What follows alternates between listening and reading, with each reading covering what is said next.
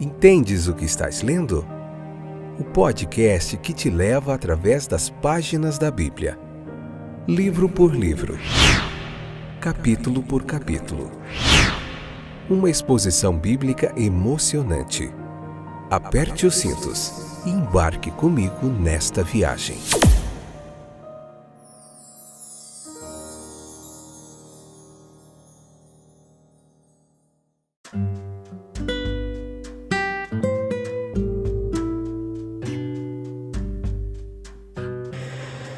Olá, eu sou o Fábio e esse é mais um episódio do podcast Entendes o que estás lendo. Tudo bem com vocês, meus queridos?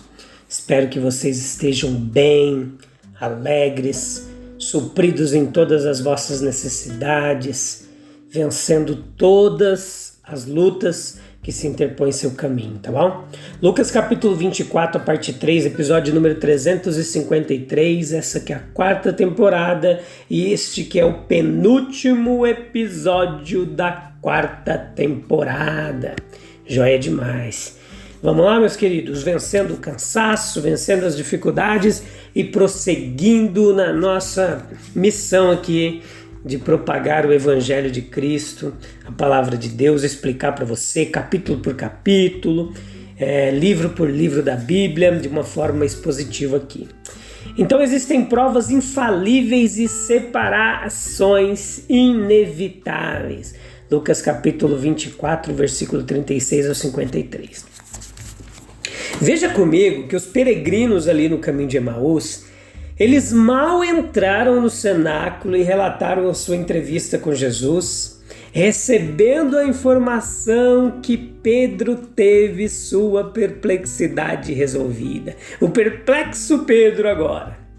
Apesar de as portas estarem trancadas por medo dos judeus, o ressuscitado aparece para Pedro e para os demais e diz: paz seja convosco. A saudação do Oriente, daquela região, ela recebeu nova profundidade e significado quando empregada pelo Salvador ressuscitado. Quando pela primeira vez ele apareceu entre os seus discípulos reunidos, ele só poderia pacificá-los. Ele ainda é o mesmo pacificador, meus queridos. É o seu advento que afasta as distrações e assegura uma paz que ultrapassa todo entendimento. É diante dos discípulos cujos temores foram dissipados que ele coloca as provas. Ele pede uma investigação calma. Aqui estão as suas mãos e pés e o lado, lide com ele, use a percepção sensorial ao máximo, veja que ele tem um corpo, aquele mesmo que foi crucificado. Sua alegria com as provas os dominou no momento, de modo que mal podiam acreditá-la. Então pediu-lhes carne e se contentou em comer diante deles, na presença deles, um pedaço de peixe assado. Há algumas traduções que diz que também houve favo de mel, mas nos melhores manuscritos nós não encontramos e foi omitida então na versão revisada brasileira. Se tivéssemos certeza de mentes imparciais e temerosas para começar, as provas infalíveis seriam reconhecidas em todo o seu poder. Temos ainda a evidência de sua ressurreição, como colocada diante de nós, que somente a parcialidade criminosa poderia resistir a ela. Nós aprendemos com o relato de João que ele soprou sobre eles e assim transmitiu a eles o Espírito Santo.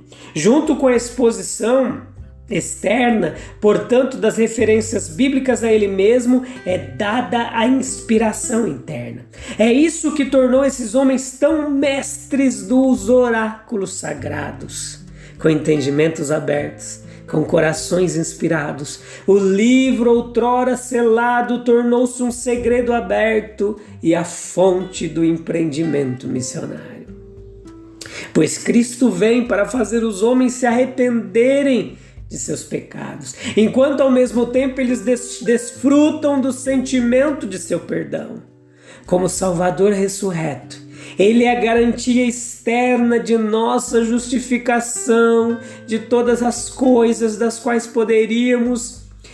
não poderíamos ser justificados pela lei de Moisés. Meus queridos ouvintes, Ele foi entregue por nossas ofensas e ressuscitou para a nossa justificação. Paulo escreveu isso aos irmãos romanos, capítulo 4, versículo 25. E a esses benefícios todas as nações devem ter acesso. As provas da ressurreição, o entendimento das Escrituras e a inspiração do Espírito Santo visavam uma questão prática, na publicação de boas novas a todas as nações. Já vimos razões para acreditar que no dia da ressurreição, Jesus ele ascendeu ao Pai em particular. Mas um público, a ascensão diante dos discípulos reunidos era necessária para estabelecer a fé e a alegria deles.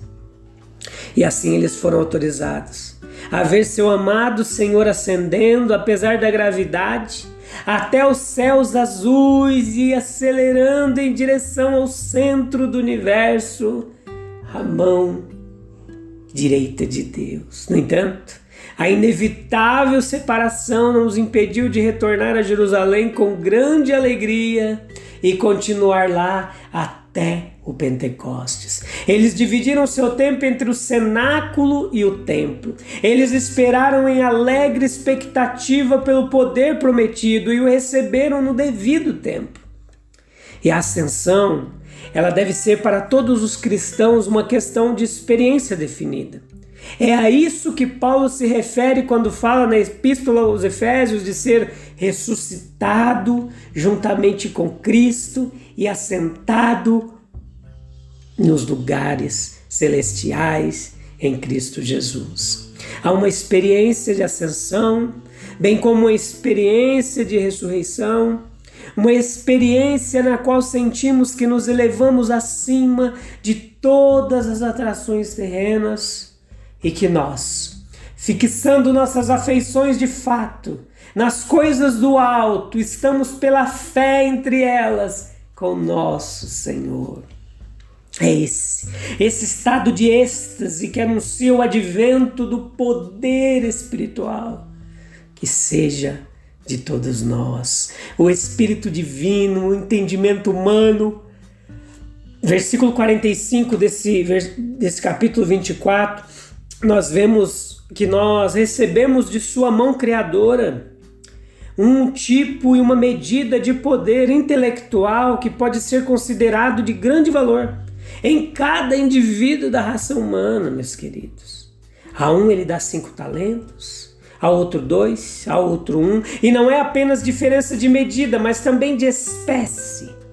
O espírito humano tem muitas habilidades, e um homem tem uma grande parte de uma e outro uma boa parte. Uma boa parte de uma e uma boa parte de outra, como lhe aprover. Mas felizmente para nós, há toda a variedade possível de compreensão humana, resultante das diferentes capacidades e disposições com as quais o nosso Criador nos dota. A lei sob a qual vivemos e sob a qual nosso entendimento cresce é esta: aquele que tem é dado.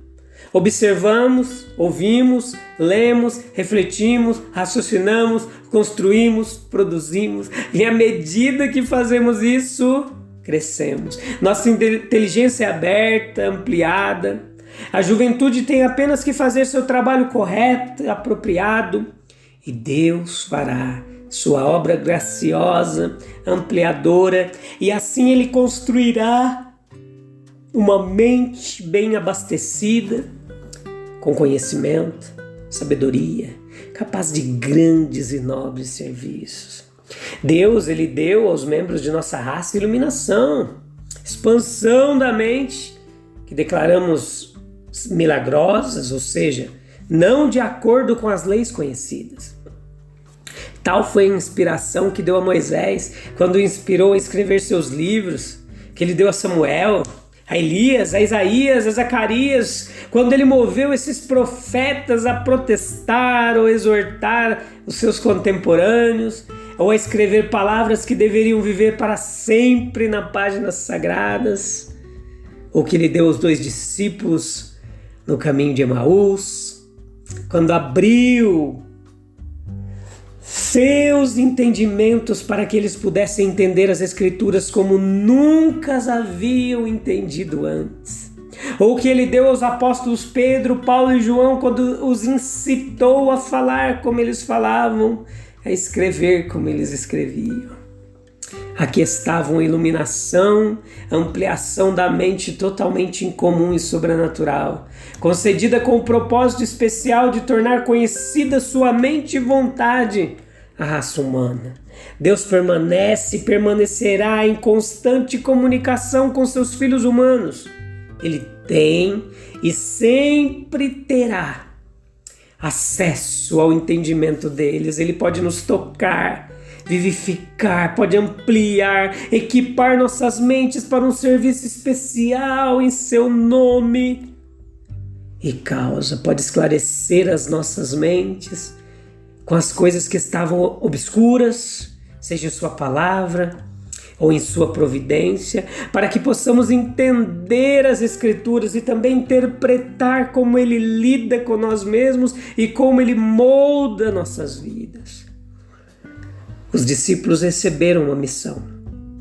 O versículo 47 nos fala dela. É uma curiosidade admissível imaginar como os apóstolos de Nosso Senhor receberam essa missão. Eles devem ter ficado muito impressionados com sua extrema seriedade. Eles deveriam pregar arrependimento, remissão de pecados entre todas as nações. Este evangelho do Nazareno crucificado encontraria muita inimizade e resistência, mais especialmente em Jerusalém. Sim. Então, meus queridos, eles foram fortemente sustentados para enfrentar tudo isso, pela presença do próprio Senhor. O poder de sua ressurreição estava sobre suas almas. Eles deveriam sair em seu nome, que acabara de triunfar sobre o último e maior inimigo do homem, a morte. O que eles não poderiam fazer através dele? Se perguntarmos qual foi a mensagem, sua plenitude, que eles foram incumbidos de entregar, nós podemos responder que eles deveriam pregar arrependimento no nome de Jesus. O que isso significa? Isso significa não necessariamente a exibição de uma emoção avassaladora, mas a convicção decidida, profunda, da nossa própria indignidade e arrependimento real pelo mal feito e pelo serviço retido no passado. O retorno ao coração de Deus, a volta do país distante de afastamento, ou esquecimento, ou negação, inimizade aberta. Precisamos largar isso e buscar de novo a face e o favor do Papai Celestial. E esse arrependimento deve ser real, completo e imediato. O capítulo 15 de Lucas nos fala aquela parábola do filho pródigo. Ele não foi relegado à sala dos empregados, embora tivesse pensado em pedir nada mais do que isso. Ele foi admitido à plena honra de um filho. Ele deveria usar a melhor túnica e o anel, e deveria sentar-se à mesa que estava pronta em sua homenagem. A misericórdia que recebemos por meio de Cristo e que deve ser oferecida em seu nome não é algo imperfeito, é cheio, inteiro, completo. Todas as transgressões passadas são absolutamente perdoadas, para que nunca sejam alegadas contra nós ou se interponham entre nós e o amor de Deus. Nós mesmos somos levados ao favor gracioso de nosso Pai Celestial, admitidos em sua família, contados entre seus próprios filhos, constituídos seus herdeiros, tendo acesso mais livre à sua presença. Bem-vindos para chamá-lo pelo nome mais carinhoso. Devemos buscar e encontrar o perdão em nome de Cristo, isto é, no exercício de uma fé simples, mas viva, nele como em nosso divino Salvador. Assim, os apóstolos evidentemente entenderam seu mestre. Assim, O Salvador que ascendeu ao céu, ele instruiu aos discípulos, aos apóstolos nascidos de novo. E assim aquele testemunho fiel continuamente ensinou.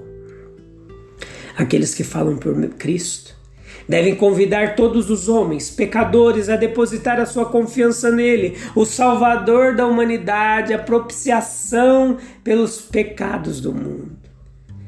E aceitando como tal, a receber a plena e gratuita misericórdia de Deus para a vida eterna.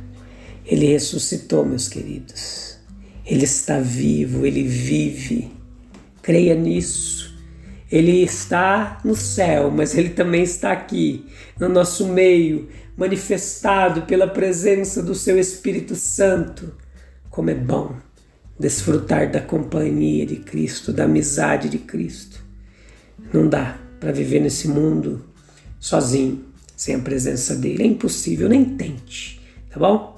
Eu te encontro no próximo, último episódio dessa temporada, capítulo 24, parte 4 do livro de Lucas. Tô contente, feliz de estar acabando mais uma etapa. Depois a gente vai partir para o livro de Levítico, que eu conto com você nessa jornada comigo, tá bem?